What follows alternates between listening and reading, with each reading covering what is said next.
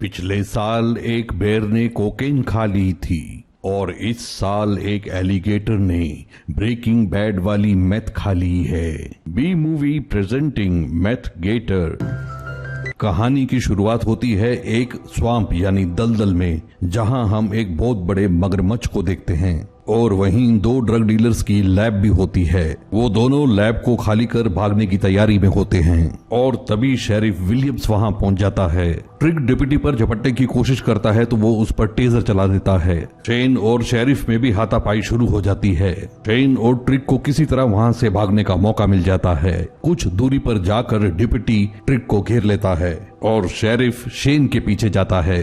Shane दलदल में घुस जाता है और उसके बैग से एक पैकेट नीचे गिर जाता है पानी में, जिसे देखते ही देखते वो बड़ा मगरमच्छ निकल जाता है और निकलते ही उसके दिमाग में केमिकल लोचा हो जाता है।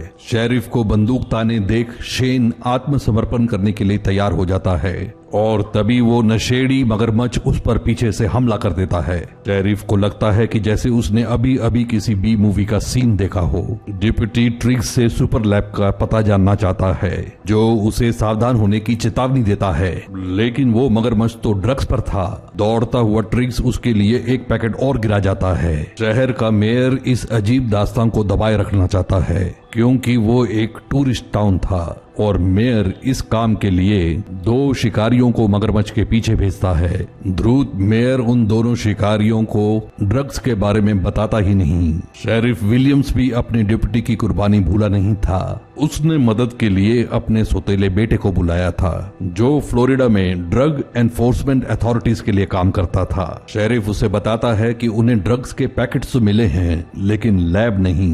रास्ते में शेरिफ बताता है कि वो मगरमच्छ बहुत बड़ा है और उसने शेन का पूरा ड्रग्स से भरा हुआ डफल बैग निकला है। दलदल में मेयर के शिकारियों के अलावा एक और शिकारी उस मगरमच्छ को ढूंढ रहा था। शेरिफ बताता है कि टूरिस्ट शहर में उस वीकेंड में पहुंचने वाले थे और उनके पास पूरा एक दिन था उस मगरमच्छ को पकड़ने के लिए। वो अकेला शिकारी पूरी तैयारी के साथ आया था। मगरमच्छ को दलदल में ढूंढने के लिए उसके पास ड्रोन भी था। मेयर ने अपने सभी नजदीकियों को ग्रेडीज के बार पर बुलाया था, जहां डीए की एक्स गर्लफ्रेंड एना भी काम करती थी। डीए आते ही काम की बात करना चाहता है, लेकिन मेयर के हाथ पहले से ही भरे होते हैं। उस शिकारी का नाम बिथलो था और शेरिफ ने उसे मगरमच्छ को ढूंढने भेजा था। शेरिफ बिथलो से प्रोग्रेस के बारे में पूछता है। बिथलो का ड्रोन मगरमच्छ को देख लेता है और तभी मगरमच्छ ड्रोन को भी निगल जाता है।